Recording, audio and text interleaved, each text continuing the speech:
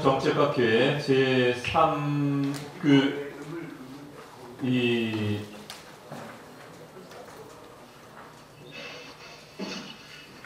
우리가 3회의 제1국가입니다. 한국주민자치중앙회가 주관하는 그러한 국가에서 주민자치회 실시 및 운영에 관한 법률안에 대한 비교 분석, 지방자치법 전부 개정과 주민자치법 회법의 비교 분석에 대해서 우리 한국지방행정연구원의 김필두 박사님께서 발제를 해주시고, 사실 이 토론자분들이 쟁쟁하십니다. 차기 내년 1월이죠. 지방자치학회 회장을 맡으실 상지대학교 박기관 교수님, 그리고 이쪽 분야의 대가신데 가톨릭대학교 최원호 교수님, 그리고 이 연세대학교 유상영 교수님, 이렇게 세 분이, 유상엽 교수님, 세 분이 지정 토론을 하고, 그 다음에 플로어 내지는 온라인으로 참여하시는 분들 중에서 이 토론에 참여하실 분들을 저희 모셔서 토론을 듣도록 하겠습니다. 저희에게 주어진 시간이 워낙은 100분이었는데 저희가 기술적인 문제로 한 10분 정도를 잃어버렸으니까 한 30분 정도 김 박사님 발제해 주시면 될 것 같습니다. 그럴까요? 이 주최 측에서 발제 전에 회장님께서 잠깐 모두의 말씀 해주시겠습니다. 시계가 안 나오나? 시간. 예, 정말 이렇게 바쁘신데도 발제해 주시고 토론해 주셔서 정말 고맙습니다.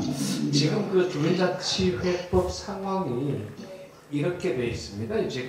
이제까지 법이 김대중 정부 때는 조례 준칙으로 내려왔고요.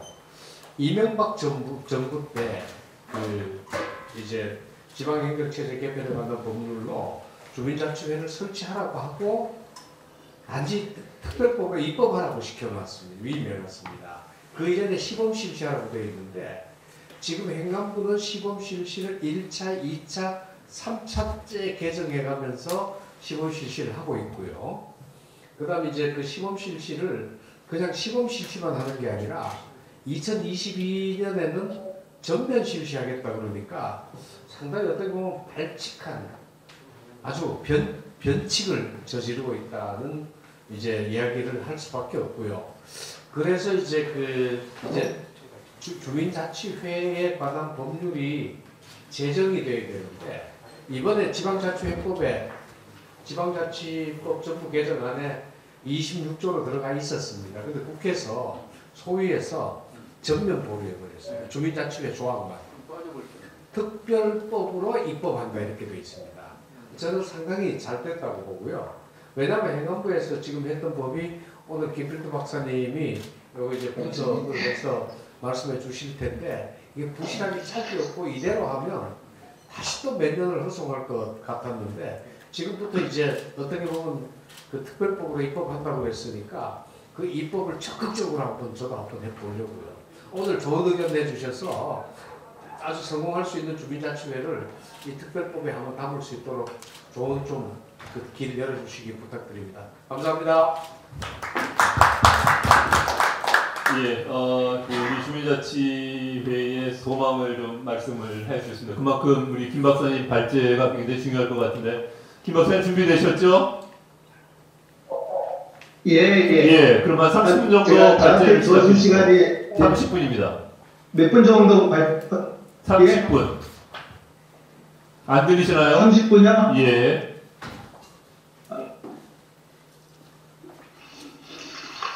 한 30분 정도 발표를 하면 되는 겁니까? 네, 시작하시죠. 예, 안녕하세요. 한국지방행정연구원의 김필두라고 합니다. 제가 직접 함께 찾아뵙고 의논을 드려야 되는데 사정상 이렇게 좀 복잡한 절차를 거치게 돼서 죄송하게 생각합니다. 우선 제가 준비한 내용들을 발제문을 바탕으로 해서 간단하게 좀 설명드리도록 하겠습니다. 일반적으로 법은 사람들의 행동을 사회가 기대하는 일정한 모습으로 확실히도록 만드는 그런 수단이라고 생각을 하고 있습니다. 주민자치도 마찬가지입니다. 주민자치가 향후 지방자치가 가야 될 새로운 지향점이고 그리고 정책 목표를 달성하기 위한 중요한 수단이 되고 있습니다. 그래서 문재인 정부에서도 국민이 주인이 되는 국가라는 그런 것을 국가의 비전으로 제시되고 있는데 국민이 주인이 되기 위해서는 국가와 지방의 정책 수립과 집행, 환류 같은 전반적인 과정에 국가의 주민이 직감적으로 참여를 해야 된다고 생각을 하고 있는데 이렇게 주민이 주인이 되는 그러한 세상을 만들기 위해서는 주민자치는 어떤 필수적인 요소라고 생각이 듭니다. 우리나라는 법국가이기 때문에 법을 근거해서 다양한 행정 행위들이 효율적으로 이루어지도록 하고 있습니다. 주민자치 실질화를 위한 기구의 설치와 활동 범위 그리고 권한, 책임 등에 관한 사항들도 우리나라 법치국가이기 때문에 명확한 법률에 의해서 규정되어야 된다고 생각을 하고 있습니다. 주민자치 활동 근거가 되는 지방자치법 개정안 중에서 주민자치에 관한 규정과 그리고 주민자치회법에 관한 것을 중심으로 해서 주민자치 실효성을 제고하기 위한 바람직한 주민자치 관련 법안에 관한 분석을 여기에서는 한번 해보도록 하겠습니다. 그래서 본격적으로 지방자치법 개정안과 주민자치 법안의 분석에 들어가기 앞서서 입법의 논리와 형식에 대해서 우선 간단하게 좀 알아보도록 하겠습니다. 다 아시고 계신 것이지만 법령이라는 것이 국가의 기본적인 틀 안에서 그 국가를 둘러싼 사회적 배경을 바탕으로 해서 이루어지는 그런 것인데 주민자치도 마찬가지라고 생각합니다. 주민자치도 주권자인 주민으로부터 법령의 제정을 위임받은 국민 대표들이 그 법령을 만드는데 그 구성원들이 의무적으로 지켜야 될 대책인데 역시 주민자치에 관한 법률도 마찬가지라고 생각합니다. 법령의 정당성과 집행력 그리고 신뢰성 등을 확보하기 위해서는 형식 요건에 맞게 구체적으로 법 조문을 만들어가는 작업이 필요한데 그것을 법령 위반 과정이라고 얘기를 하는데 법령 위반이 대상이 되는 것은 국가가 국민에게 제공하는 각종 행정 서비스 그리고 사회 질서 유지 국가와 지역사회의 발전 등과 같이 국민을 대상으로 추진하는 다양한 서비스와 정책이 될 수가 있습니다. 따라서 주민자치도 역시 그 입법의 대상이 될 수 있다고 생각을 합니다.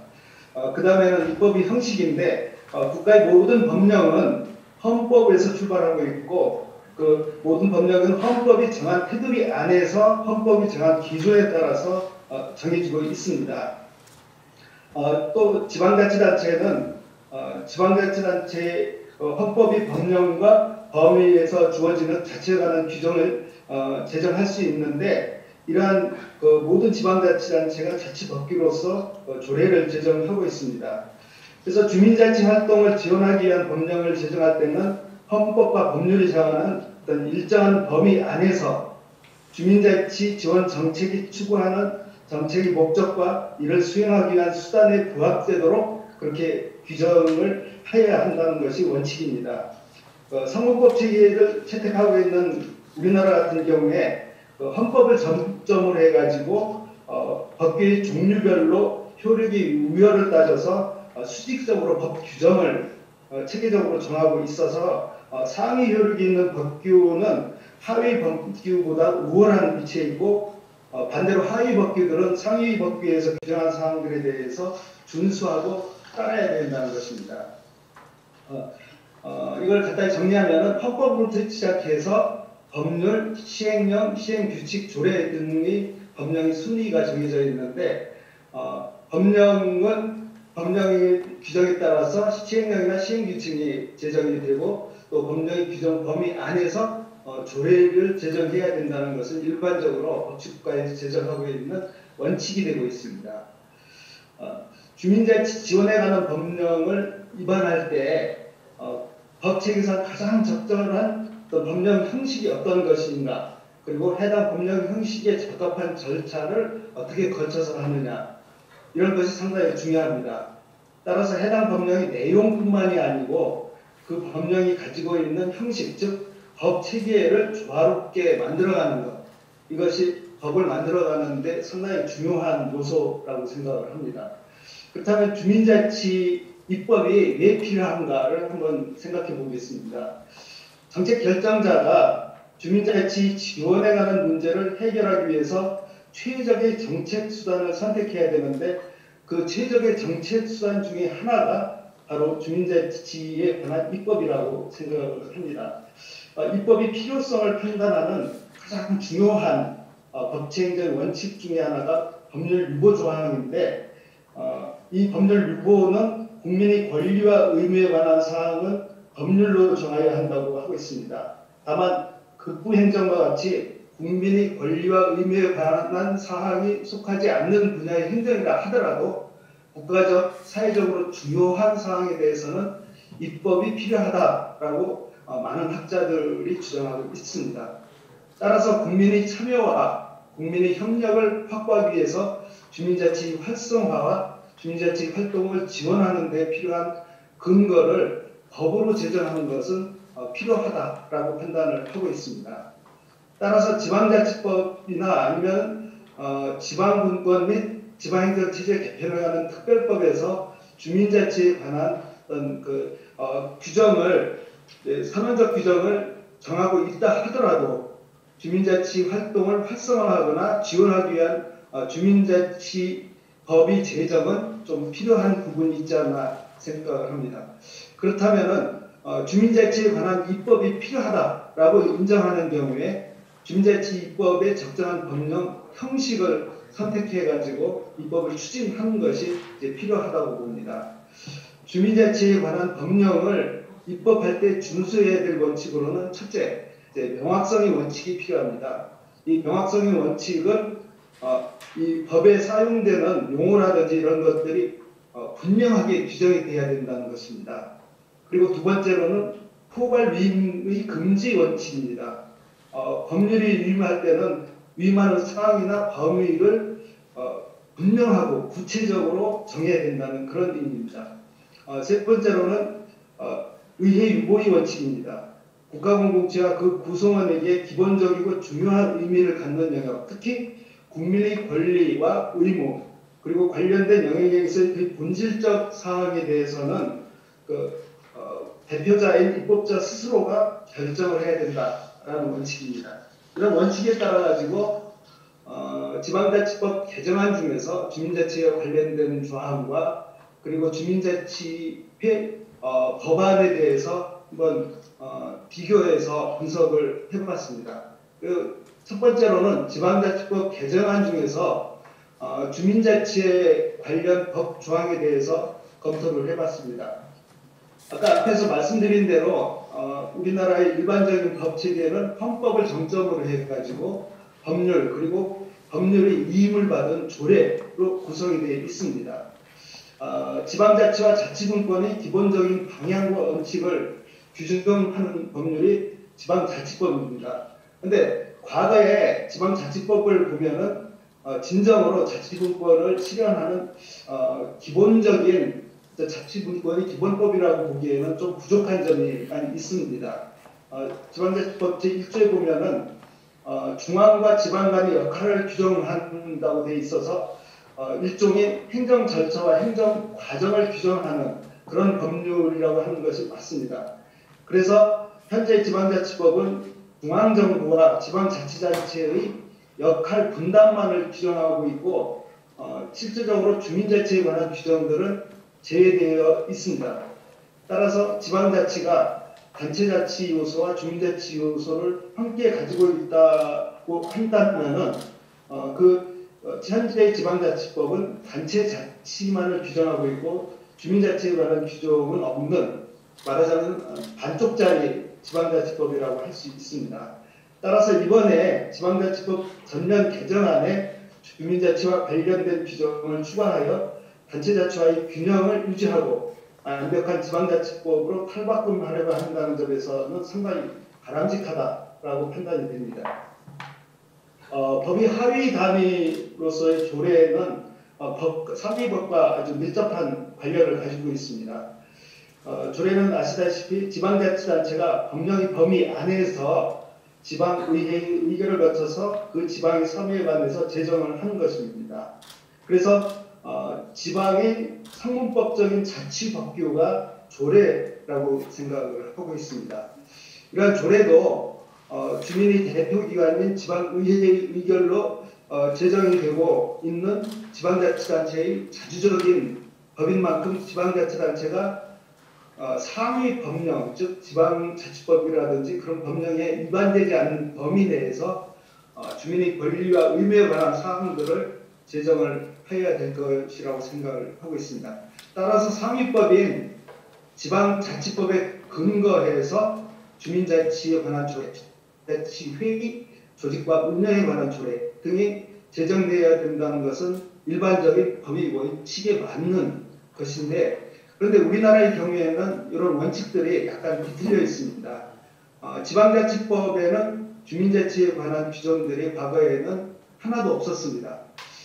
그럼에도 불구하고 주민자치에 관한 조례가 만들어져서 현재 지방자치단체에서는 상위법의 근거는 없지만은 주민자치에 관한 조례들이 제정이 되고 있고, 그 조례를 근거로 해서 주민자치위원회가 구성되고 활동하고 있습니다. 거의 20년 가까이 이렇게 이르게 활동을 하고 있는데, 그것이 어떻게 보면은 뒤집혀 있다, 거꾸로 되어 있다, 이렇게 생각을 할 수 있습니다.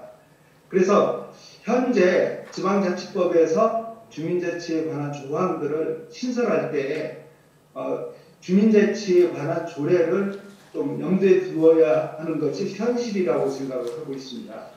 현재 주민자치에 관한 조례를 최대한도로 그대로 현 상태를 유지하려고 한다면은 지방자치법 개정안에 현행 주민자치에 관한 조례를 반영하는 것이 맞다고 생각을 합니다.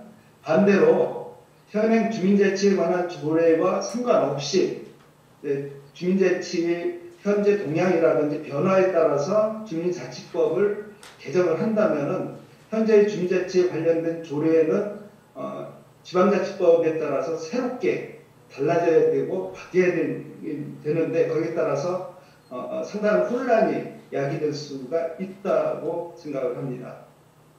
그 향후에 이런 개정된 지방자치법에서 주민자치에 관한 신설 조항을 검토를 할 때 단순하게 지금 현재 개정안의 제26조가 주민자치에 관한 규정인데 26조만을 검토하는 것이 아니고 지방자치법 개정안 전체 중에서 주민자치와 관련성이 가진 부분들에 대해서도 고론을 해야 주민자치에 관한 신설 조항들이 실행력을 가지게 될 것이라고 판단됩니다.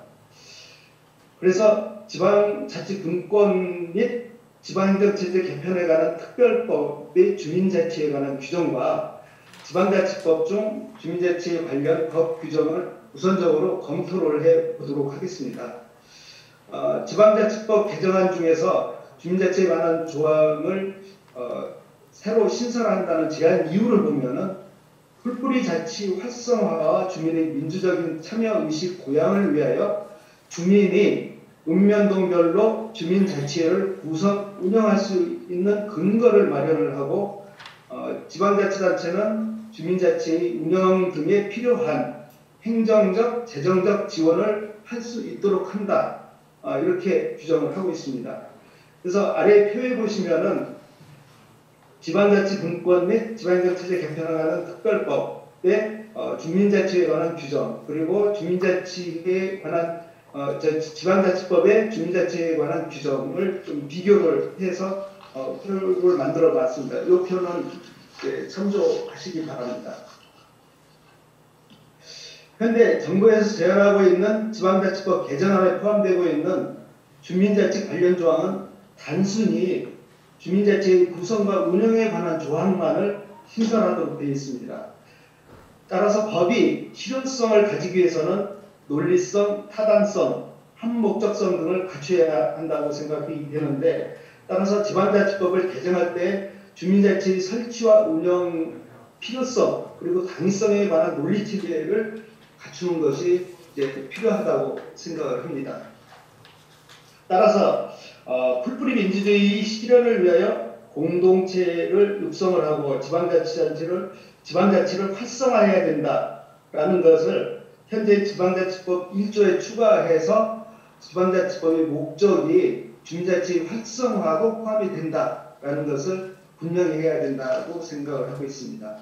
또 2장은 주민 편의와 관련해 가지고 주민에 대해서 나오는데 12장에는 주소지에 등록되지 않은 사람, 장기 체류 외국인 주민, 그리고 취약 인사, 직장 소대지 등 이런 분들은 이제 주민으로 해야 된다는 사항들이 포함이 안 돼 있는데 현재 주민자치의 개념이 지역공동체 육성과 활성화 등에 있다고 생각할 때 거기에 공헌할 수 있는 사람들이기 때문에 이 부분들이 법에 새롭게 포함이 되는 것이 필요하다고 생각이 됩니다. 그리고 26조와 관련해서 26조는 주민은 풀뿌리 자치 활성화를 위하여 읍면동별로 주민자치를 구성하고 운영할 수 있다. 이렇게 되어 있습니다. 그래서 각 호별로 쭉 주민자치 구성과 운영에 대한 것을 나열하고 있는데 특히 주민자치 구성 목적과 주민자치회 이 두 가지에 관해서 규정이 되고 있습니다. 따라서 주민자치회라면 회원이 있어야 되는데 그 회원에 대한 것 그리고 주민자치회는 누가 운영을 하는지 하는 운영 주체 그리고 주민자치의 책임과 권한 이런 것을 명확하게 유권 해석할 수 있게 규정하는 것이 좀 필요하다고 생각을 합니다. 그래서 이런 조항들을 구체적으로 법에 나열하기 어렵다면은 주민자치 구성과 운영에 관한 사항은 대통령령으로 정한다고 유인 규정을 설정을 하는 것이 필요하다고 생각을 합니다. 그리고 주민자치 법적 이상에 대해서 법에 규정할 필요가 있는데 이게 왜 필요하냐면은 이걸 법적으로 규정해 놓지 않으면은 주민자치가 과연 여러 단체 중에 하나냐 아니면은 주민을 대표하는 조직이냐 이런 논란이 생길 수 있습니다. 근데 지금 국정시책 100대 과제나 자치분권 종합계획에 보면은 주민자치에는 대표적인 주민협의체다 이렇게 규정하고 있는데 법에서도 이 바탕으로 해서 주민자치는 주민의 대표자로 구성된 주민협의체다라는 규정을 두게 되면은 주민자치에 관한 법적 성격이나 위상들이 보다 명확하게 돼서 여러 가지 그 갈등이나 분란의 요지들이 없지 않을까 생각을 합니다. 그리고 7장의 재무에 관해서도 국가 지방자치단체의 재정적 지원에 관한 조항이 좀 더 신설이 됐다면 앞으로 이런 문제 행정재정 지원에 관해서도 법이 뒷받침을 받을 수 있지 않나라는 생각을 합니다.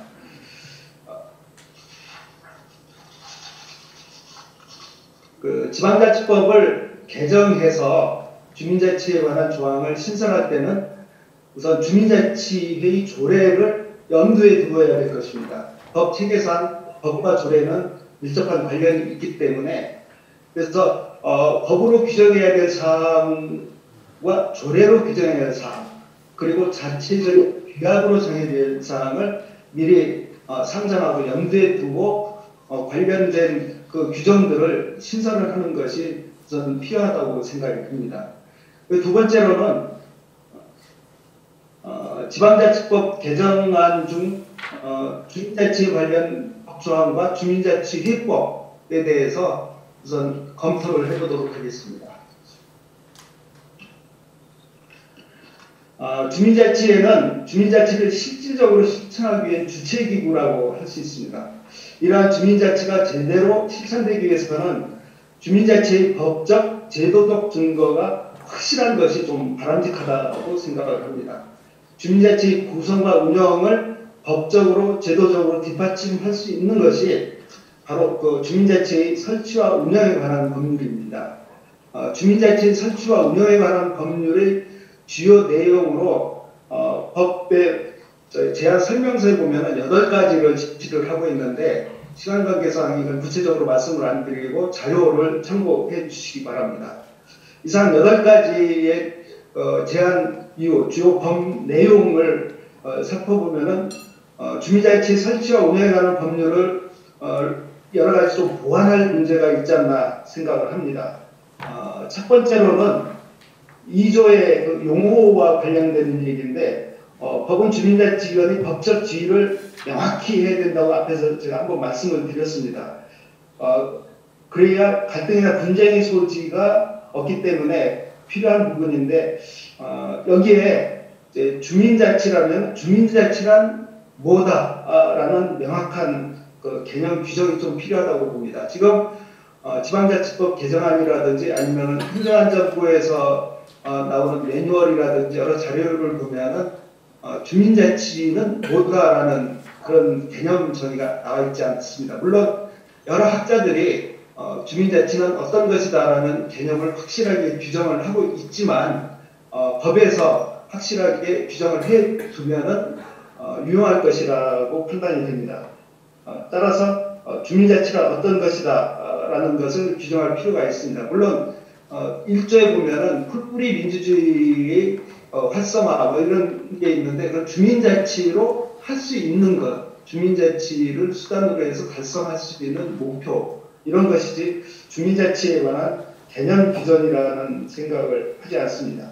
또한 마을에 대해서 마을의 규모에 대해서도 좀 개념을 규정할 필요가 있습니다. 그리고 아까 말씀드린 대로 주민을 주소지에 등록된 사람만으로 할지 그리고 소재지의 자리 잡고 있는 직장에 다니는 사람, 외국인, 기타 등등 여러 사람들을 같이 포함을 할지 부분도 명확하게 법에 정해야 될 것이라는 생각을 합니다. 그 주민자치회는 회의인 만큼 회원이 있어야 되는데 그 회원에 대한 개념이 불분명하고 또 그 회원에 대한 언급이 없습니다. 그래서 회원에 대한 언급이 필요하고 주민자치회 위원에 대한 언급이 있는데 그러면 주민자치회 위원과 회원 그리고 회를 운영하는 주체기구 사이에 대한 부분들이 애매해서 그 부분에 대한 좀 언급이 필요하지 않을까 생각을 합니다. 그리고 이런 것들이 각 호마다 구체적으로 열거하기 힘들다면은 역시 조례에 위임한다는 위임 규정을 두는 것이 좀 바람직할 것이라고 생각을 합니다. 6조에서 주민자치의 규약에 대해서 규정을 하고 있고 상당히 많은 부분이 이 규약에 할애를 하고 있습니다. 법의 원칙은 다시 한번 말씀드리자면 법과 시행령, 시행규칙, 조례 이렇게 구조가 되어 있는데 이 법에서는 조례 위임에 대한 사항은 없고 바로 법에서 이제 규약으로 위임을 한다 하고 있어서 조례를 건너뛰는데 그렇다면 이 기존의 조례들이 불필요한 것인지 이 부분을 다시 한번 검토를 해봐야 되지 않나 생각을 합니다.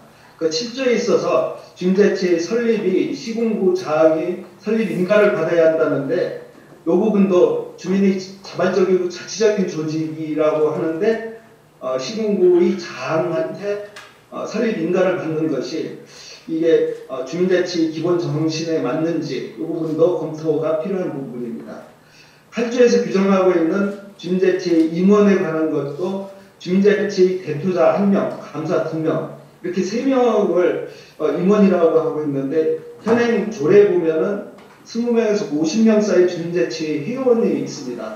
그러면 이 임원과 그리고 기존의 주민자치위원회 위원과는 어떤 관계가 있는지 이 부분도 좀 규명을 해야 될 필요가 있고 그리고 읍면동 단위에 주민자치를 설치 운영을 한다고 이제 주민자치 그 지방자치법 개정안이나 이런 법령이 나와 있는데 이 부분과 상치되는 점이 있는데 이거를 어떻게 슬기롭게 극복하는 게 필요하다고 생각합니다. 이 사안을 바탕으로 해서 간단하게 몇 가지 개선 방안을 말씀을 드리도록 하겠습니다.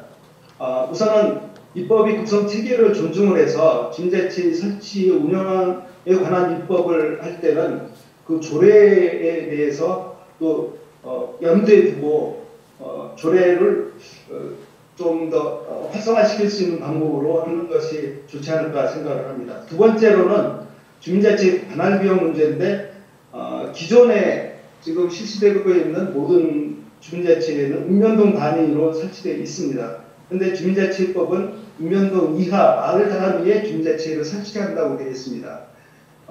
현재 보충성의 원칙과 상향성 유지주의 원칙을 적용한다면은 현재 주민자치법이 타당하다는 측면도 있습니다. 그런데 이걸 좀 더 보완을 한다면은 읍면동 이하의 통리 단위에 주민자치 지회 동회를 설치를 하고 그 읍면동 단위에는 주민자치회를 설치를 한다면은 통리 단위와 읍면동 단위의 주민자치회가 상하 연결이 될 수 있는 구조가 되지 않을까 생각을 합니다. 그리고 읍면동의 주민자치회장들이 모여서 신구 주민자치 협의회를 구성을 하고 신구 주민자치 협의회장이 모여서 시도 주민자치 연합회를 구성을 한다면은 상당히 유기적으로 서로 협력할 수 있는 주민자치의 운영 체계가 마련되지 않을까 생각을 합니다. 예, 이상 발표를 마치겠습니다. 감사합니다. 예, 이 박사님께서 자세하게 지금 지방자치법이 전면 개정은 지금 여기 아예 안 들어갔다 그러셨죠? 행안위 법안 소위만 통과했습니다. 지금 근데 통과가 주민자치 회수하고 빼버렸고 이거 좀 빠져 있는 그렇죠. 빠져 있는 상태고 거기에 대해서 이제 주민자치회법에 지금 이런 내용들이 좀 들어가야 되겠다라는 거 하고 그다음에 그 조례가 또 빠지는 부분에 대해서는 조금 그 문제가 있다고 생각한다라는 부분 그 밖에도 몇 가지 법적인 측면에서 꼭 들어가야 될 그런 내용들을 잘 발표를 해주신 것 같습니다. 좀 쉬운 얘기는 아닌 것 같아요. 그래서 아마 정말 지정 토론자분들께서 좀 어떻게 하면 정말 이것을 구슬을 깰 수 있을지 그냥 뭐 이게 좋겠다라는 얘기만 해가지고는 안 될 거고 그래서 구슬을 깰 수 있는 그런 해안을 좀 기대를 합니다. 먼저 상지대학교 박 교수님. 마이크 먼저 시켜요. 네? 전문가가 먼저 해주세요. 아니요. 그래도 아직까지 그럼 사회자가 지정하는 네. 그런 순서입니다. 방금 소개받은 상지대학교 행정학과의 박기관입니다. 지방자치법 정부 개정안이 지금 행안 소위에는 통과가 됐습니다. 어제. 이제 앞으로 법사위에 이제 넘어갈 거고 9일 아마 이 본회의에서 이제 의결이 되면 30년 만에 지방자치법 정부 개정안이 이제 통과가 되는데 아쉽게도 저는 아주 유심히 봤는데 이 주민자치회 이 제26조의 근거조항만 딱 빠졌어요. 그래서 이제 정말 이게 너무 섭섭해가지고 그래도 오늘 아침 우리 회장님을 뵀는데 다행히 제가 딱 느낀 게 그래도 잘 됐다. 그러면서 좀 안심하고 그다음에 이제 특별법을 말씀을 하시더라고요. 그래서 제가 이제 내심 오면서 상당히 좀 위안을 좀 삼았는데 먼저 이것부터 한번 생각을 해야 될 필요가 있을 것 같아요. 이 자치법 주민자치회법안이 지금 상당히 아주 충실하게 실질적으로 제가 봐서는 주민자치를 위한 법으로 우리 자치법이 지금 만들어놨습니다. 상당히 아주 실질적인 주민자치를 하는 건데, 근데 이제 문제는 뭐냐면은 이게 실질적으로 법에 이제 내용이 담아져야 되고 법에 이제 실현이 돼야 되는데 지금 우리 현재의 자치법 개정안에서도 지금 빠져 있단 말이에요. 그래서 이제 이거를 한번 먼저 짚고 넘어갈 필요가 있다. 그래서 이걸 가만히 곰곰이 생각해 보는데 지금 우리 발표자분도 지금 분명히 얘기를 한 게 아마 저도 그런 생각을 하고 있어요. 이 차라리 이 법령의 체계가 우리가 헌법, 법률, 명령, 조례, 규칙 이렇게 돼 있잖아요. 입법 체계가. 저는 항상 하는데 우리 헌법 자체가 지금 잘못되어 있어요. 그래서 이건 이제 잘못된 거 아니라고 하기보다는 실질적인 지방 자치를 담을 수 있는 헌법이 지금 아니다. 이것을 물론 1987년에 하고 나서 한 번도 개정을 안 했기 때문에 이런 문제가 있는데 일단 헌법에 대한 것을 한번 또 정비를 한번 할 필요가 있어야 될 것 같아요. 그래서 자치에서 단체 자치 성격을 가지고 있는 것만 지금 헌법에 명시를 했는데 실질적인 주민자치에 관한 그런 명확한 규정을 헌법에 담고 그 다음에 이 정신을 토대로 해서 지방자치법도 그 주민자치에 관련된 법에 관한 가치를 담을 수 있는 명확한 특히 주민자치에 관련된 사항을 명확히 규정을 할 필요가 있다. 그래야지 그 이후에 해당되는 자치단체의 도례에도 그걸 담을 수 있는 그런 결과가 나오고 또 상세하게 규정할 수 있는 규약이 성립이 된다. 이렇게 말씀드리고 싶고요. 오늘 만약의 경우에 이제 되지 않으면은 저는 이제 이게 이제 특별법으로 주민자치에 관한 특별법으로 만약에 간다고 한다면은 자 2차에 주민자치에 관련 특별법 안에 우리가 지금까지 논의됐던 그리고 지금까지 주민자치법 지방자치법 개정안에서 우리가 수차례 학자들이라든지 많은 논의를 한 그 부분들이 상당히 많이 빠져있는 부분이 있거든요. 그러한 부분들을 좀 충실하게 담아서 이 법을 좀 준비할 필요가 있지 않겠나 이렇게 생각을 합니다. 일단 그다음에 저는 이제 또 이런 생각을 해왔어요. 지금 사실상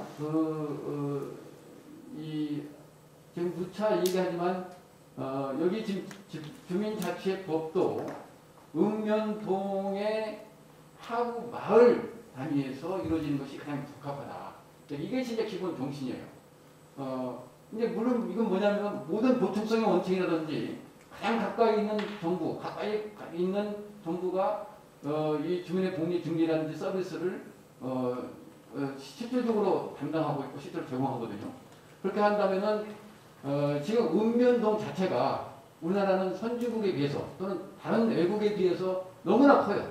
이게 구역적으로 이건 할 수가 없습니다. 너무 커서.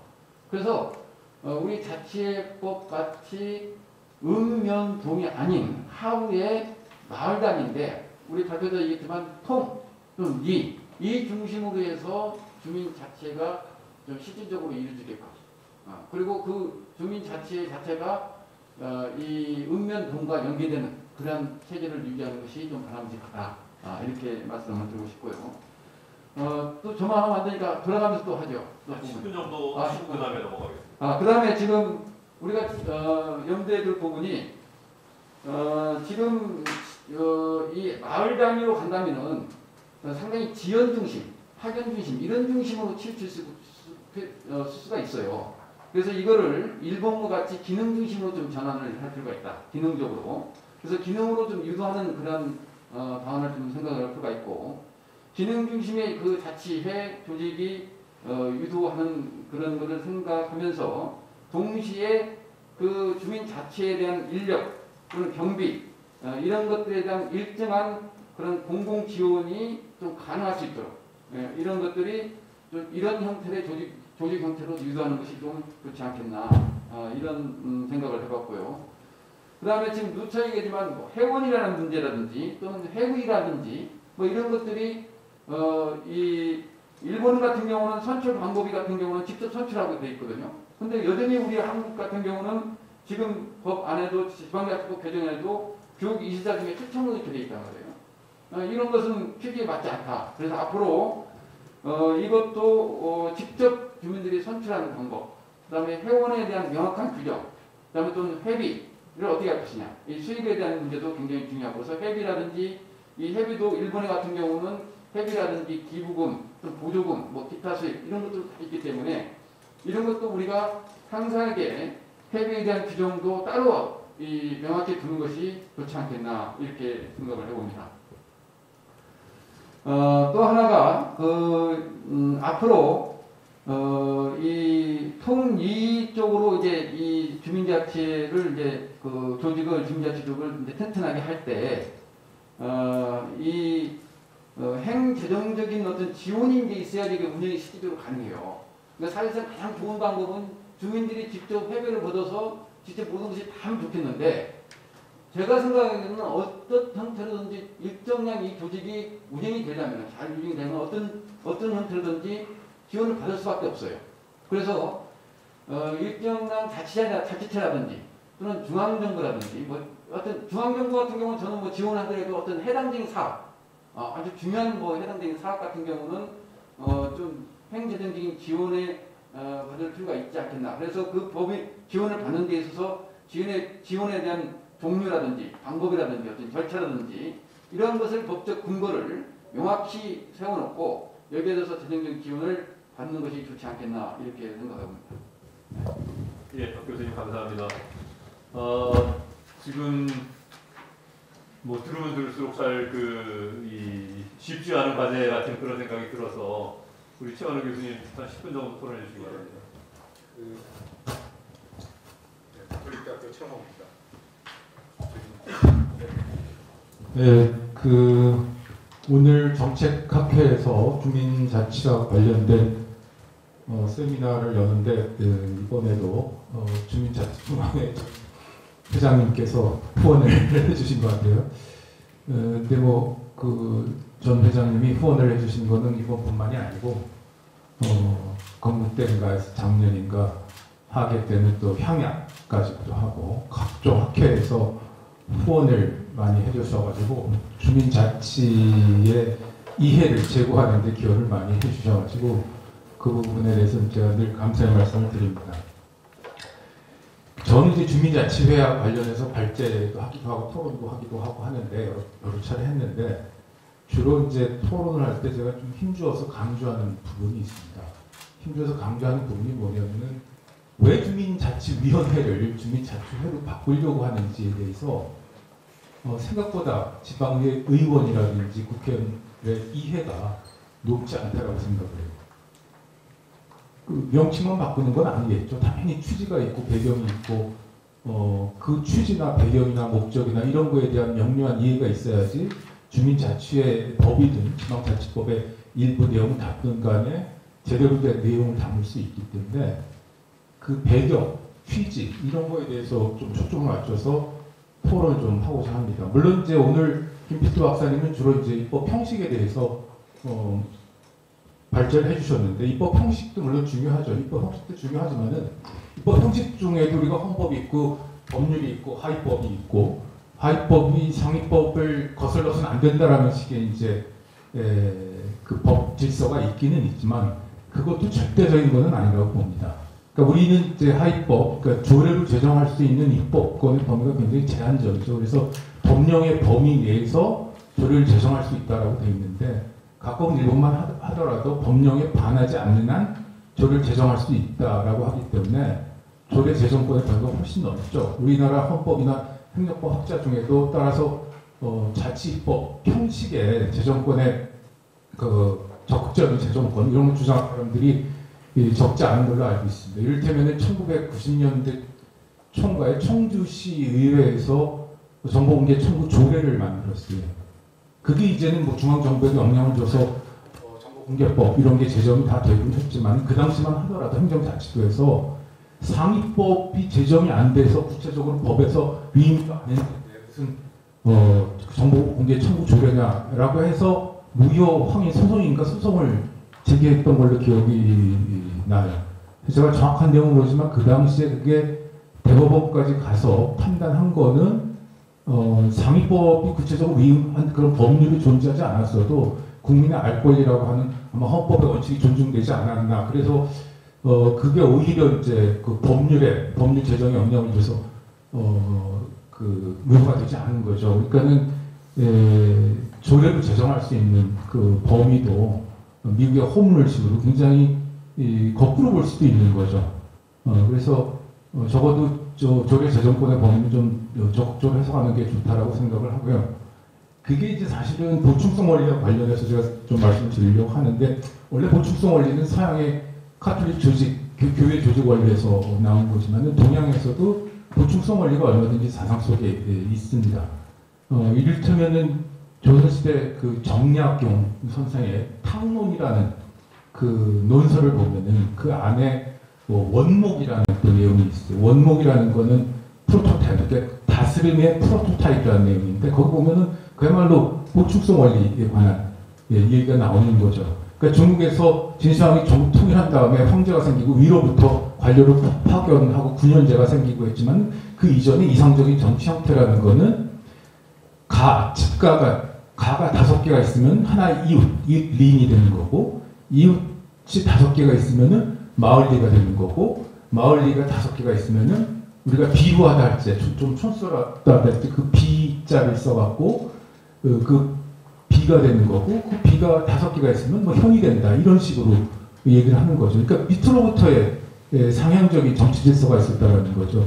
그러니까 가장이니 무슨 그 리장이니 비장이니 현장은 합의 추대를 해서 올라가는 형식의 상향적 정치 질서가 있었다라는 거죠. 그러니까는 동서양을 하고 보충성 원리라는 거는 그렇게 생소한 정치 철학이나 정치 질서는 아니라고 생각을 하고요. 그러면 왜 주민자치회를 위원회를 회로 바꾸려고 하느냐? 이거는 이겁니다. 비단 주민자치, 지방자치뿐만 아니라 행정을 둘러싼 사회 경제적 환경의 변화를 생각을 해야 돼요. 지난 20세기의 행정 패러다임은 빅거버먼트가 가능했던 시대잖아요. 엄청나게 경제 성장하고 세수가 확대되고 그걸 복지 국가 패러다임이 가능했던 시기인데, 이제는 그게 지속 가능한 패러다임이 아니다라는 게 이미 신자유주의 등장하면서부터 스몰 가버먼트 제안하고, 영국에서는 캐머런 총리가 빅소사이티 얘기를 했잖아요. 빅소사이티의 중요한 내용이 뭐냐면 지역의 수권을 하겠다라는 거예요. 그리고 휴명계좌 예금을 이용해서 소액 대부사업 하겠다라는 거고, 그럼 그건 뭐냐면 우리나라 이제 주민자치위원회 같은 조직의 권능을 강화하겠다는 거죠. 자율성을 더 주고 능력을 더 부여하고 그렇게 하겠다는 얘기예요.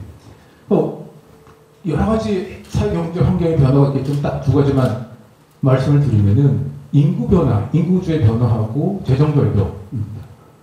인구 구조가 지금 한국도 일본 못지않게 고령화가 굉장히 급속도로 진행이 되는데 2050년이면 한국이 세계 최고령 국가가 됩니다. 2050년이면 65세 이상 인구가 40%가 넘어요. 2050년이면 중위수가 0세부터 최고령자의 중위수가 무려 58.9세예요. 세는 나이를 60세가 중위수가 됩니다.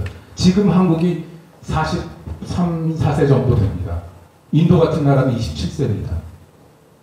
15세부터 64세 검소활동 인구가 14세 이하 인구나 65세 이상을 부양하는 피부양 인구를 부양하는 총 부양률이 지금이 변곡점입니다.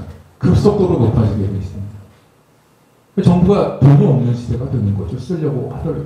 일본은 지방 소멸해도 지방 균형 발전이라는 건 돈이 드는 문제이기 때문에 일본 학자가 그래요. 지방 소멸을 막을 수 없다. 생로병사듯이 받아들여야 됩니다. 일본이 물론 손을 놓고 있는 건 아니고 국가의 책무 중에 하나이기 때문에 균형 발전이 없을 수는 없지만은 재원이 소요되는 균형 발전 정책은 거의 없다고 보시면 돼요. 묘책이 없어요. 네. 왜냐면 지방에서 정주가 가능하려면은 학교 만들어야죠. 애나전 산부인과 있어야죠. 금융기관이 있어야죠. 그런 거 다 만들어주려면 어마어마한 지원이 소요되는데 그런데 재원 투입할 수가 있는 투입 못합니다. 사회보장 예산이 30년 전에 한 5, 6%에서 지금 30%가 넘어요. 그런 사회경제 환경에 대한 명료한 이해가 있어야 되고, 그렇기 때문에 주민자치위원회 권능을 강화한다라는 것은 지역 공동체에서 우리 시민사회건 주민들이 역할을 좀 적극적으로 많이 해주십시오 라는 얘기인 거죠. 그러려면 권능이 더 강화돼야 되고 위탁사업 할 수도 있는 거죠. 그러니까 정부가 돈이 많아서 무슨 위탁사업도 하고 재정 지원을 하려고 하는 걸로 지방의회 의원들은 착각을 하시는 분이 많아요. 전혀 그렇지 않죠. 지금 제가 말씀드린 대로 사회경제 환경 변화를 생각하면은 돈이 없는 시대가 당연히 되는 거죠. 65세 이상 인구가 이제 40%가 넘고 중위수가 60세가 되는 시대가 온단 말이에요. 선진국도 다 그래서 뭐 빅사 소사이티는 이런 흐름이 나오고 그러는 거죠. 그래서 그렇다라고 한다면은 주민자치위원회가 권능이 강화돼서 실질적으로 공동체에서 역할을 좀 많이 해야 되는데, 그러려면은 뭐 돌봄사업이라든지 어떤 위탁사업을 줄 수도 있고 아니면 재원을 뭐 자원봉사를 하던 회비라든 간에 재원이 확대가 될 수 있고 한데 이럴 경우에 예전처럼 끼리끼리 몇몇 사람이 의기투합해서 내 동네 위해서 열심히 일한다에 머무르면 안 된다는 얘기죠. 주민자치에도 이제 굉장히 공적인 성격을 갖게 되는 거죠. 정부가 예산 지원을 할 수도 있고 그러면 대표성도 중요하게 되고 몇몇 사람이 의기투합해서 좋은 일을 하는데 머무르지 않는 거죠. 그렇게 되면 공적인 재원이나 지금보다는 많은 재원으로 지역사회를 위해서 활동할 수도 있기 때문에 그런 경우에는 당연히 제가 그래서 이 토론 내용은 전부 다 아마 얘기하기는 시간이 좀 부족한데 일테면 뭐 준법 반칙이라든지 요즘 뭐 이해 충돌이 있잖아요. 그 임원들이 어떤 그 사업체를 갖고 있는데 그 임원의 한테 이익이 돌아갈 만한 어떤 지역 사업을 하는 경우에는 당연히 제척이 되고 아니면 본인이 회피를 해야 되겠죠.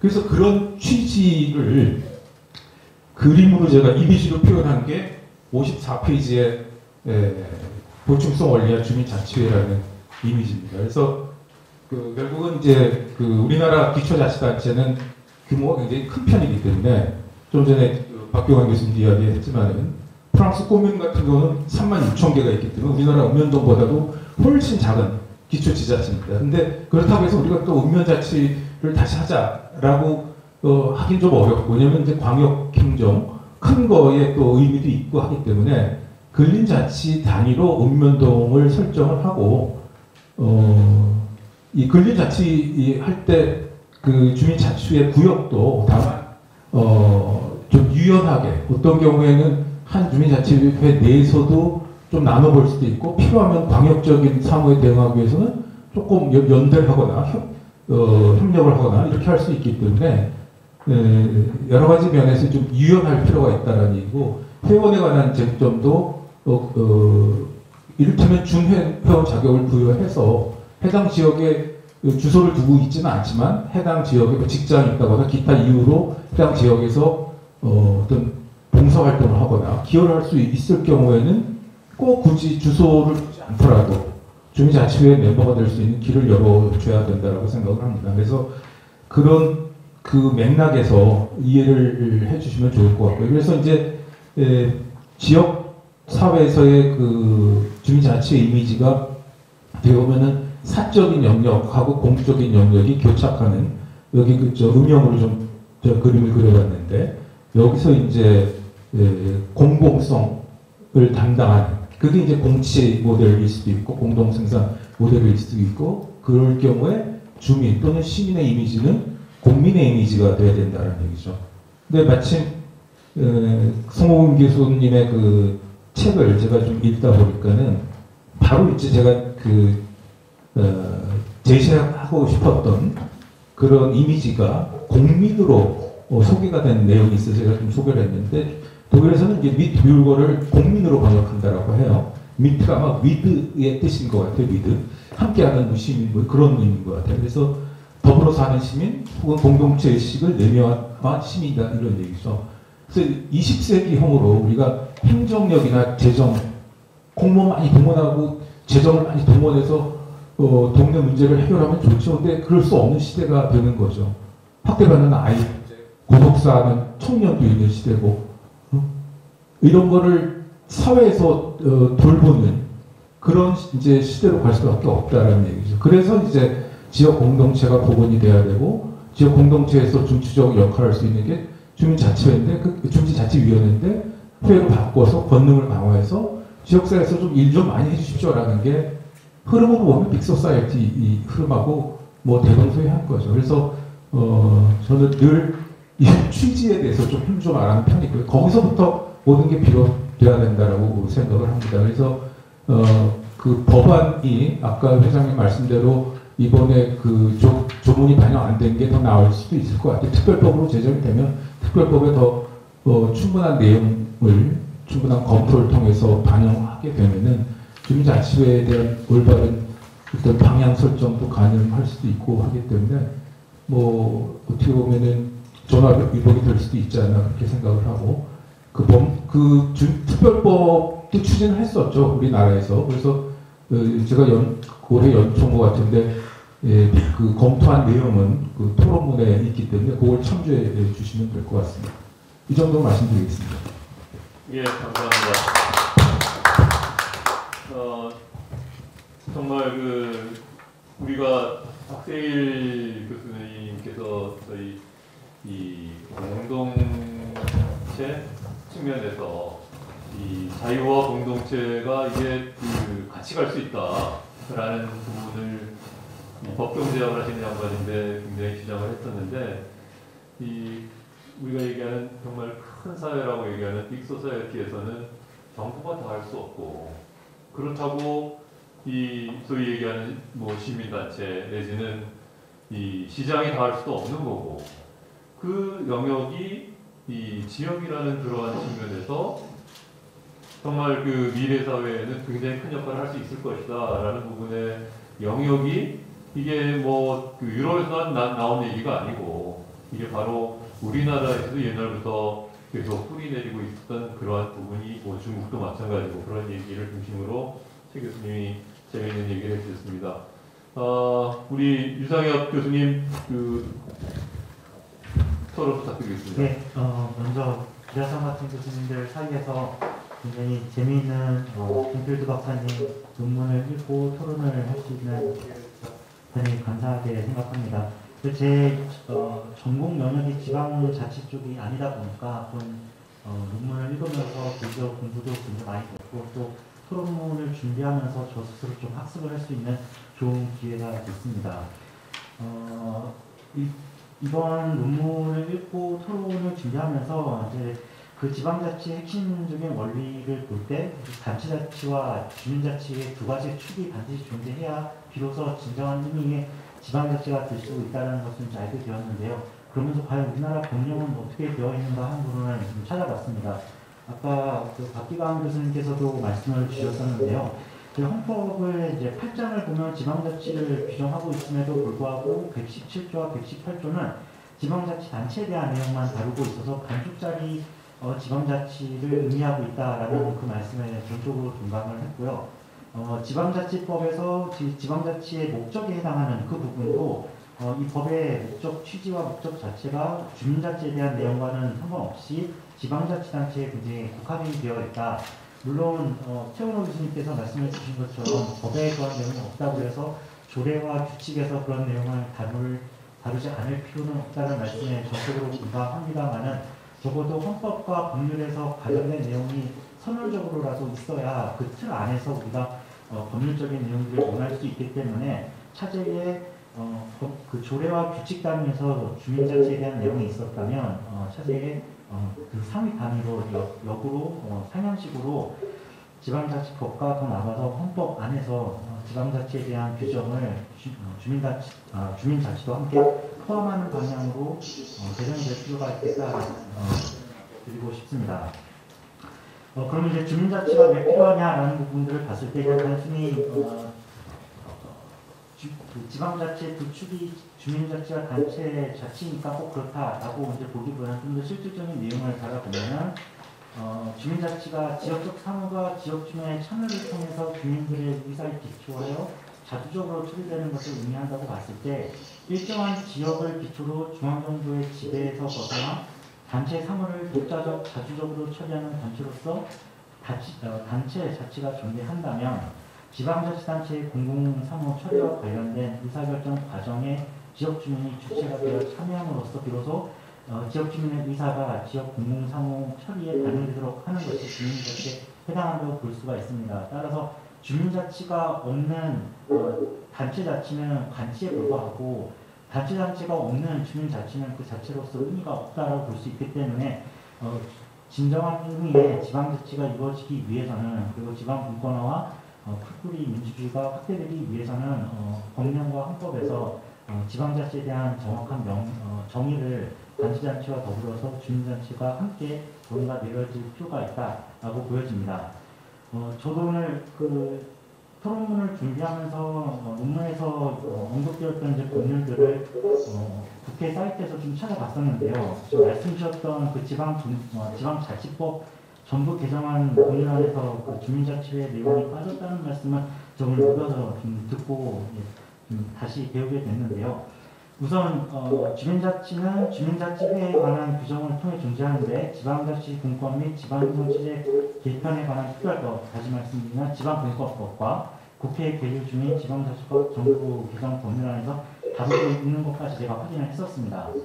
지방분권법에서는 지방자치회의 설치, 주민자치회 기능, 주민자치회 구성에 관한 내용을 담고 있는 반면 지방자치법 정부 개정 법률안에서는 주민자치회 그 자체에 대한 내용을 다루고 있었습니다. 그 밖에 주민자치회 설립 및 운영에 관한 법률안이 올 초에 나왔다가 이제 임기가 만료되면서 폐기된 것을 확인했었는데 이 법률에서는 보다 구체적으로 주민자치회에 대한 내용을 다루고 있었습니다.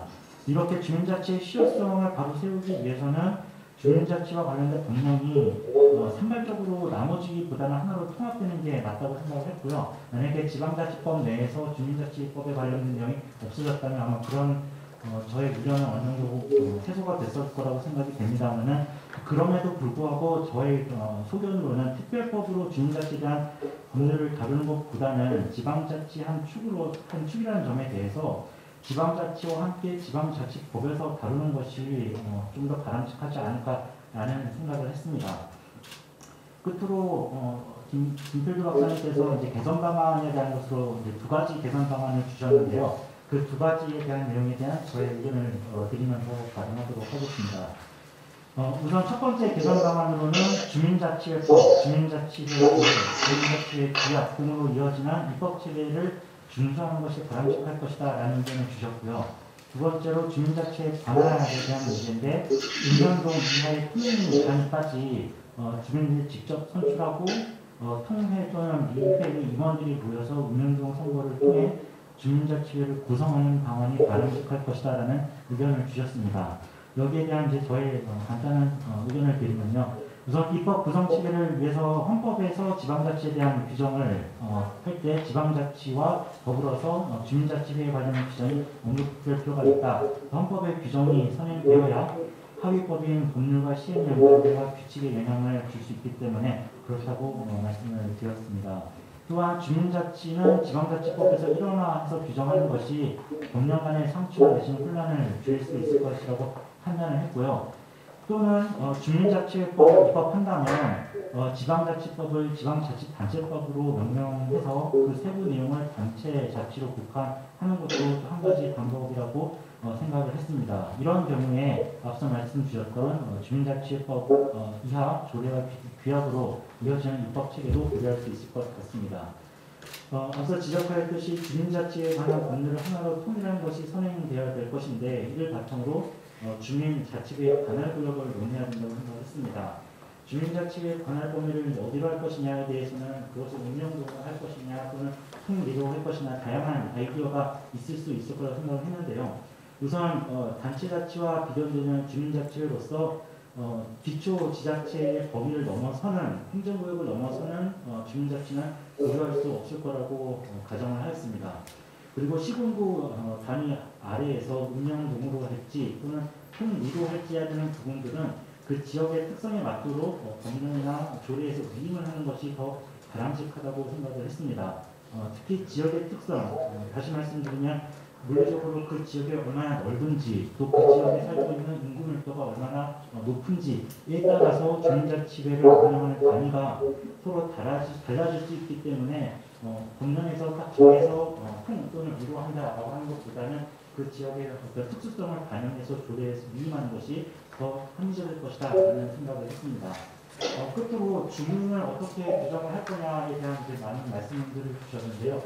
여러 가지 의견들의 공감으로 동의를 하면서 그런 생각이 들었습니다. 우리가 그 대표가 없는 곳에 세금을 내지 않는다라는 이야기를 했는데 다시 말씀드리면 주민세를 내는 곳에서 우리가 주민자치에 할 수 있는 그 권리가 주어진다라고 생각을 했습니다. 권리와 의무라는 두 가지 축을 생각을 한다면 물론 기능적인 측면에서 외국인이나 그곳에서 근무를 하고 계신 분들도 주민자치에 들어오실 수도 있겠지만 다른 한편으로는 그곳에서 주민세를 내고 있는 주민들이 자신의 그 세금에 대한 권리로서 주민자치회를 구성하고 운영하는 것도 한 가지 방안이 될 수 있겠다라고 생각을 했습니다. 네, 여기서 마치도록 하겠습니다. 예, 이상혁 교수님 고맙습니다. 뭐 많은 부분 정신이나 아니면은 취지에 공감을 하면서 그럼에도 불구하고 지금 우리 김필주 박사님이 얘기해 주신 그 부분에 대해서는 이게 조금 더 나은 대안이 있지 않겠는가라는 측면에서 이 개선 부분을 말씀을 해주셨습니다.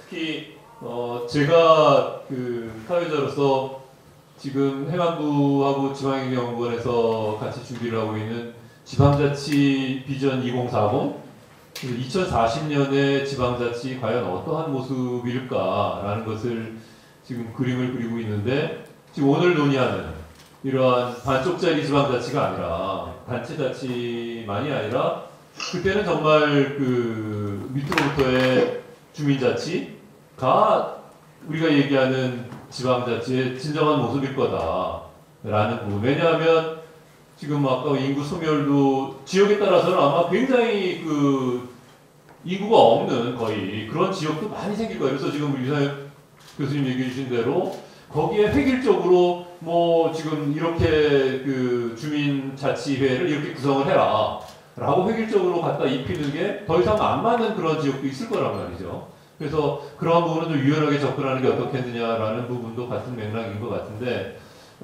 분명히 제일 바람직하기는 좀 개헌이 이루어지는 게 제일 바람직한 것 같아요. 지금 분명히 헌법에는 이러한 이 완전한 모습의 지방자치를 생각을 못하고 그 헌법을 87년에 우리가 만들었기 때문에 지금 바람직하기는 헌법을 개정하는 게 제일 바람직하겠지만, 또 차선으로 뭐 그때까지 아무것도 안 하고 그러면 기다릴 거냐라는 측면에서는 제가 계속 얘기하는 게 근본적인 어떠한 개선을 위해서는 점진적으로 개선을 해나가는 것이 필요하기 때문에 우리가 아마 머리를 맞대는 이유가 그런 부분에 있지 않을까 생각을 합니다.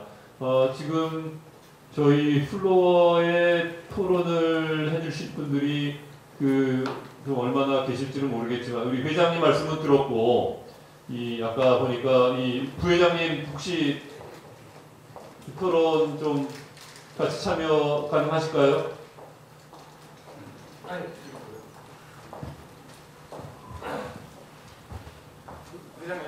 아니면 좀 회장님께서 좀 코멘트를 해주시면 좋을 것 같은데.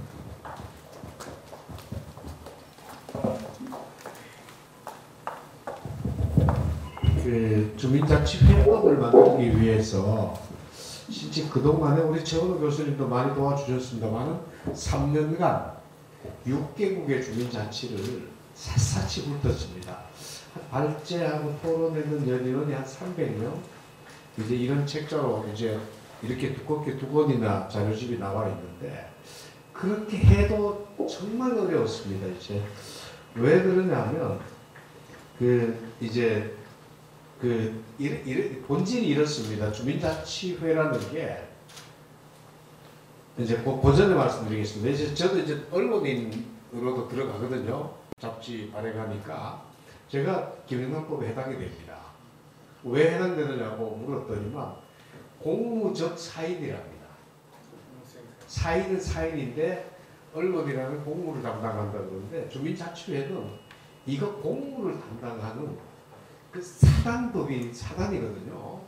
참 이게 공무를 담당하는 공적 기관이면 아무 문제가 없는데 공무를 담당하는 사단이 되니까 이게 국가 입장에서 보면 참 데피니션 하기도 어렵고, 개인 입장에서 봐도 데피니션 하기 어렵고, 이 중간에 이 모성이 참 문제가 됐고요.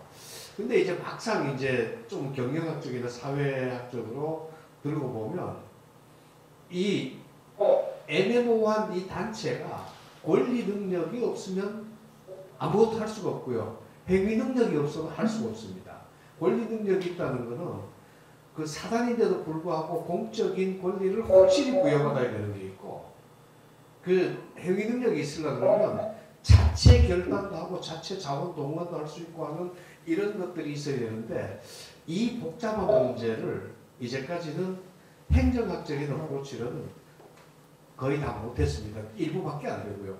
정치학적으로도 일부밖에 안 되고, 이게 사회학적으로 해도 이거밖에 안 되고 그래서 학제적으로 이야기하는 게 완전 여기가 학제적인 데거든요. 완전 학제 그 토론이라 이제 이런 이제 어려운 문제를 오늘 이렇게 많이 풀어주시니까 되게 고맙고요.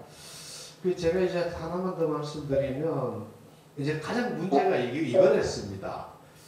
이제 주민자치회가 주민을 대표하지 못하면 주민들은 그 조직 못 믿습니다. 주민을 대변하지 않아도 못 믿습니다. 그런데 주민을 대표하고 대변하려고 그러면 아주 강력한 공적 지위가 있어야 되거든요. 여기에 관해서는 아주 또 질색을 하는 분들이 많습니다. 이제 이런 것도 문제고, 또 하나는 이제 그렇다고 해서 포기했을 때 어떤 게 문제냐면, 아까 노인 40% 되면요, 그분들 경험도 많고 돈도 많고 시간도 많고 다 많은데 이 사람들 동네 놀려도 손해고요. 어떻게 보면 이분들이 동네 기여하면서 보람을 느낄 수 있는 이런 새로운 시스템을 하나 만들어야 되는데, 이제 여기다 능률성을 딱 들이대버리면 주민자치 망합니다. 한 사람 할 걸 10사람이 하면 더 기분 좋아요.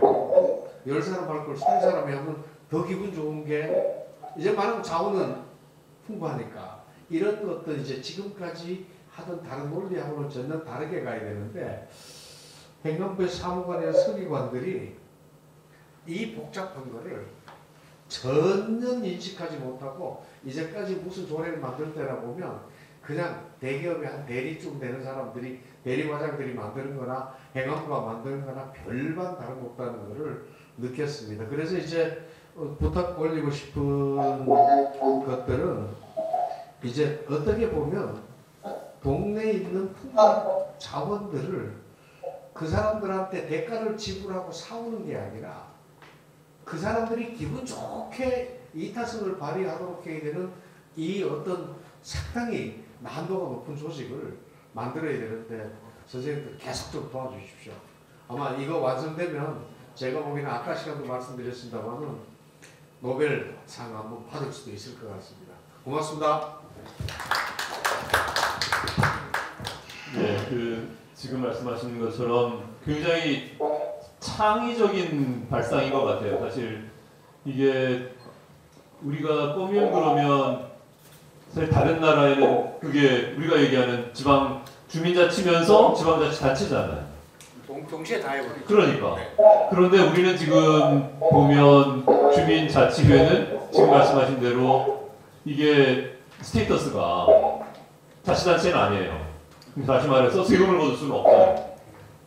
그러면서 이 사단법인이다. 그런데 이게 우리가 얘기하는 사회적 이 기업이나 이러한 영역도 아니고, 그러니까 이게 저희가 정말 정의를 굉장히 잘 해야 되고, 그 다음에 주민 부분도 굉장히 중요하다고 생각하는데, 왜냐하면 피를 내거나 하는 그러한 측면에서 소위 이 자원을 이제 구역을 잡아야 되니까, 그랬을 때 그 주민을 지금 말씀하신 대로 주민세를 내는 사람 이렇게 잡아버리면은, 이거는 그 리갈리 텍스적으로 접근을 하면 그거는 지방자치단체가 이제 이 꼬면 단위로 내려와야 되는, 그러면 기초자치단체가 이제 사라져야 되는, 아니면 중층이 또 이 복층이 되어야 되는 그런 굉장히 어려운 문제가 발생을 합니다. 그래서 이 부분이 정말 이념적으로 협력적 거버넌스, 그리고 아래로부터의 자치 정말 좋은데, 이거를 법으로 만든다라고 얘기하는 주민자치의 특별법 측면보다는, 지금 저는 이선혁 교수님 말씀해주신 이 정말 지방자치법에 이게 같이 온전히 들어가는 게 이 지방자치법의 모습에는 정말 맞다라고 생각이 되는데, 우리 김필두 박사님, 예, 다시 모셔서 지금까지 우리가 토론한 내용들에 대해서 이 발제자로서 이제 좀 답변 겸 그다음에 코멘트 포함해가지고 마무리 말씀 부탁드릴게요. 지금 토론자분들 아주 좋은 말씀을 많이 해주셨는데요. 제가 놓치거나 간과했던 부분에 대해서 지적을 해주셨는데, 그 부분은 제가 차후에 논문을 쓰든지 글을 쓸 때 보완을 하도록 하겠습니다. 그리고 마지막으로 좀 제가 말씀드린 내용을 좀 정리를 하자면은 이제 저는 주민자치법은 좀 필요하다라고 생각을 하고 있습니다. 근데 주민자치법이 실제로 입법될 때에 고려해야 될 사항들은 우선은 지방자치법이 좀 미흡하기 때문에 그 미흡한 부분을 보완을 할 수 있는 그런 것이 필요하고 또 개념을 우선 명확하게 법에 제정을 해야 되겠다. 그리고 원칙과 기준을 법에서 정해야 되겠다라고 생각을 합니다. 이 부분이 확실하게 정해진다면 주민자치법은 상당히 의미가 있는 법이라고 생각을 합니다. 예, 이상입니다. 네, 예, 치 교수님. 박기광 교수님 내년도 회장 하시잖아요. 우리 저 회장님 특별 공모상 드리는 걸 생각해 보시고요. 오늘 좀 전에 좋은 말씀하셨는데 지역에서 이제 고령자들도 굉장히 많아지고 하는데 고령자 중에서는 전문성도 있고 건강도 괜찮은 분이 있고 이런 분들을 잘 활용해야 되잖아요. 근데 제가 최근 몇 년 동안 서울시 행정혁신 사례나 주민자치회 평가를 좀 했었는데 이미 좋은 사례가 우수 사례라서 그런지 몰라도 이미 좋은 사례가 있어서 제가 한번 소개하려고 하는데 이를테면은 관악구 신림동이 우리나라에서 1인 가구가 제일 많은 동네라고 해요. 교통이 2호선상이 있어가지고 유학생도 있고 대학생도 많고 젊은 셀러리맨도 많고 한데 1인 가구가 많다 보니까는 이용노동 문제도 있고 유학생도 있고 하니까는 여러 가지 이제 문제도 있다라는 얘기. 뭐 쓰레기를 함부로 투기하는 경우도 있고 아니면 고독사나 위기 가구로 이렇게 노출되는 경우도 있고. 근데 그런 경우에 1인 가구의 위기 징후를 다 행정력을 동원해서 파악하려면 비용이 굉장히 많이 드는 일이잖아요. 그러니까 주민자치회 자원봉사자들 연인원 굉장히 많은 인원을 동원을 해갖고 가가고 방문을 다 하는 거예요. 근데 이 1인 가구 중에는 대인 기피 뭐 이런 분도 있어서 문을 있는데도 안 열어주는 분도 있고 또 일 나가는 분은 이제 밤에 찾아봐야 되기 때문에 그 전수조사를 하는 게 굉장히 힘들었다라고 하는데 그걸 좀 더 전수조사를 해서 자원봉사자를 동원을 해서 그거 다 범주화하는 거예요. 어떤 어려움이 있다라는 걸 해갖고 맞춤형으로 대응을 할 수 있는 거죠. 이게 공무원들도 밤에 또 방문도 하고 이런 문제가 있는데 안 해도 되는 거거든요. 근데 자원봉사자 다 동원해갖고 어려운 작업을 해갖고 대상인가 바로 이런 게 이제 주민자치회가 해야 될 부분인 거죠. 근데 그거를 전부 다 정부 예산이나 공무원 동원해서 하면은 비용이 엄청나게 많이 드는데 그렇게 할 수 있느냐라는 거죠. 그러니까는 우리가 이런 소소한 사례에서 얼마든지 좋은 모델을 찾아볼 수 있고 하기 때문에 좋은 방향으로 가면 좋을 것 같다는 거죠. 뭐 제가 기억에 남는 게 있어서 조금 더 말씀드렸어요. 예, 박 교수님. 예, 저도 지금 이제 이 입법 체계보다는 사실상 이 주민자치회가 지금 시행이 되고 있어요. 각 가지한테서 아주 잘하고 있습니다. 근데 제가 이제 경험한 바로는 지금 아주 잘하고 있는 데가 이제 있는데 가장 중요한 문제가 스스로 뭘 해야 되거든요. 스스로 가장 중요한 게 이 주민자치 중요한 게 주민자치들이 스스로 생각하고 스스로 판단할 수 있어야 되고 스스로 결정하고 또 스스로 책임질 수 있어야 돼요. 그러니까 지금 요구를 했단 말이에요. 계속 달라. 근데 이것이 만약에 이제 넘겨진다면은 실제적으로 지역에서 지역 주민들이 자기 마을에 관련된 사업이라든지 진짜 예산이라든지 이런 것을 우선적으로 해야 될 사업들 이것들을 생각해서 만들고 결정할 수 있고 책임질 수 있는 토대를 마련해야 되는데 실제 상황으로 그런 역량을 갖추는 데 상당히 드뭅습니다. 그래서 이제 그것들을 하기 위해서 제가 강원도 춘천에 같은 경우는 어떻게 만들어놨냐면은 아마 우리나라에서 최초로 지방자치단체에서 출연기관으로서 주민자치를 중간조직 형태를 만들었어요. 이 중간조직에서 이 마을 단위의 지역 주민들을 위한 그런 마을 자치 사업을 어떻게 해야 될 것인지 스스로 뭘 할 것인지 이렇게 역량을 하는 그런 지원 또는 교육 뭐 이런 것들을 하고 있거든요. 그래서 이런 것들도 한번 이 차의 중간 형태, 그러니까 이 주민 자체와 이 자치단체와 연결될 수 있는 그 중간 조직의 형태, 이 중간 조직의 형태도 한번 생각할 필요가 있다. 이렇게 말씀을 드리고 싶습니다. 되게 예민한 문제를 제가 말씀드리고 넘어가겠습니다. 그 중간 지원 조직이 주민자치라는 특성이 있어요.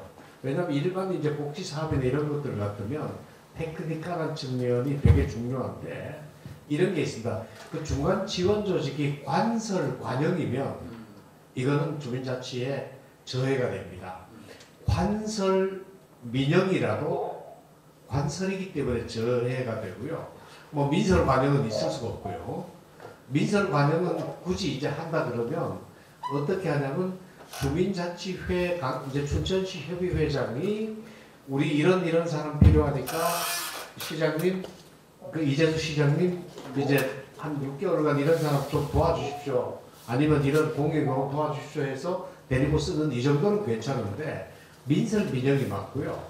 그 지배권이 그 통제권이 관리권이 주민자치회 안에 있지 않고 밖에 있으면 저는 그게 지배 조직으로 변하는 것을 여러 번 봤습니다.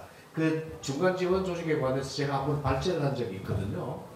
되게 조심해서 다음에 이제 한번 교수님 그 부분하고 연결된 건데 지금 그 우리 최원호 교수님도 말씀하셨고 또 김필두 교수 박사님은 좀 그 지금 얘기하시는 이 위원회 얘기는 안 하셨는데 현재로서는 보면 주민자치위원들의 조직이잖아요. 네. 근데 이게 지금 우리가 주민자치회로 지금 우리가 그 얘기를 하고 있고. 그렇죠. 그러니까 이게 지금 이 자치협의회 이렇게 수준은 아닌 것 같고 위원회는. 네. 이게 지금 관계가 어떻게 되는 거예요? 아까 권리 능력, 행위 능력 이야기 하셨잖아요. 예. 그러니까 정부가 예산을 절약하는 거죠. 위탁 사업을 줄 수 있다는 얘기는 향후에는. 그러면은 공적인 성격이 부과될 수가 있는 거죠. 기존의 위원회 같으면은 임의로 자기가 무슨 자원봉사를 한다든지 돈을 좀 모아서 이렇게 한다든지 끼리끼리 해도 아무 문제가 없어요. 공적인 성격이 이렇게 크지 않은 거고요.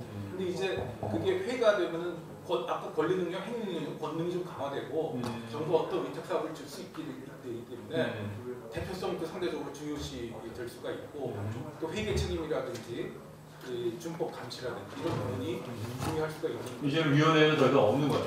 이제 위원회는 동장이 자기 자문하기 위해서 있는 거고요. 이 사람들은 주민 대표성도 없고 이제 무슨 대표성이 아무것도 없습니다. 선출된 것도 아니고. 예. 근데 이제 회가 되면 이 회는 회가 돼야 되는데 지금은 행안부가 시범실제하는 거는 이거 다시 위원회입니다. 위원만 뽑고 회원이 없습니다. 근데 이번에 법을 만들 때는 위원들은 뭐 뽑든지 안 뽑든지 주민들이 결정하면 됩니다. 뭐 20명 하든 30명 하면 되는데 회원 조항을 두라고 그러는데 행안부는 회원 조항을 뺍니다. 왜 빼냐면 시군구 의원들이 반대를 해요. 왜냐하면 주민자치위원장 회장 직선해버리면 이거 시군구 의원보다 더 막강해집니다. 그러게요. 이런 연주들이 있어가지고 알겠습니다. 지역 권력 지역 안에서 논의가 또 돼야 됩니다. 자, 그 혹시 플로우에서 더 질문, 네, 부인 말씀하시죠. 소속하고 좀 성함 밝혀주시고 토론해 주실 것 같습니다. 네, 중앙회 김종국 상임부회장입니다. 오늘 교수님들 말씀 잘 들었고요. 그동안 저희도 이렇게 중앙회 우리 전산직 대표회장님하고 이런 법을 주민자치회법을 이렇게 만들면서 많은 고민을 했는데요. 우리 교수님들 말씀 이렇게 오늘 한 분 한 분 말씀 듣다 보니까 여러 가지 저희들이 쟁점으로 생각했던 그런 부분들이 많이 해소가 됐다는 그런 생각이 듭니다. 예를 들어서 주민에 대해서 이렇게 정회원하고 뭐 준회원 제도를 둔다든지 또 통리의 주민자치회하고 그 다음에 시군구 주민자치연합회, 그 다음에 시도연합회 이런 문제들도 뭐 크게 문제 없이 또 교수님들도 말씀을 해주셨고, 그 다음에 그 외에도 이제 여러 가지 말씀을 해주셨는데 한 4-5가지 정도 생각했는데 갑자기 이렇게 말씀을 해주시다 보니까, 그리고 아까 교수님, 우리 유상엽 교수님께서 말씀해 주신 것처럼 그 목적이 대단히 주민자치위원회에서 주민자치회로 넘어가는 그 목적 대단히 중요하다고 저도 생각을 합니다. 그렇게 그 목적을 분명히 해야 될 필요가 있다고 생각을 하고, 그것이 이제 지역에 있는 국회에 있는 그 입법을 담당하는 국회의원들이 이것을 통과시키기 위해서는 아마 엄청난 고민을 할 거라고 저는 생각을 합니다. 왜냐하면 이게 새로운 큰 그 지역의 조직의 변화가 생기는 거거든요. 지역 주민들을 대표하는 그런 그 주민자치회가 통리별로, 그 다음에 읍면동에 이런 새로운 그 조직 변화가 크게 일어나는, 이거 엄청난 변화거든요. 그래서 과연 국회의원들이 지금은 이제 그 시군구 의원들을 관리하면 됐는데, 이제는 통리별 주민자치회장 또 읍면동의 이런 자치회장이 새롭게 또 구성이 되면서 그분들이 대표권을 또 가지고 있기 때문에 그것을 또 신경을 또 써야 되는 그런 문제가 또 발생이 되거든요. 그래서 저는 이게 과연 국회의원들이 이것을 받아들일 수 있을까. 그 대신 만약에 이것이 제대로 그 국회에서 입법화되려면 적어도 대통령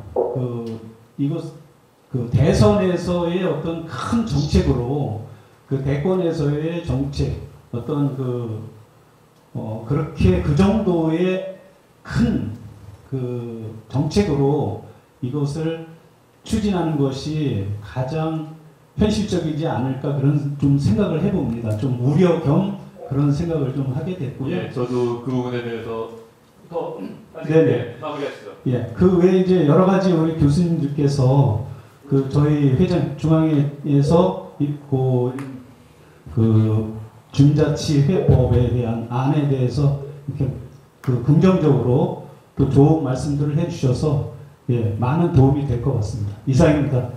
사실 저희 지방자치의 역사를 저희 이렇게 회고를 해보면 결코 이게 쉬운 과정이 아니었습니다.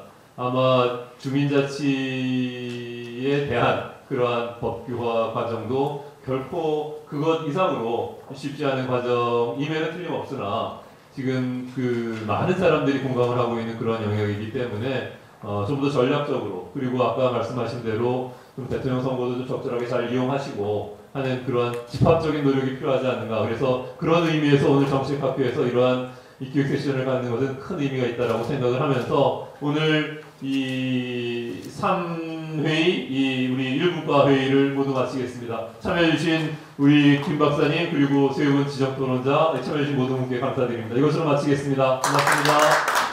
네, 감사합니다.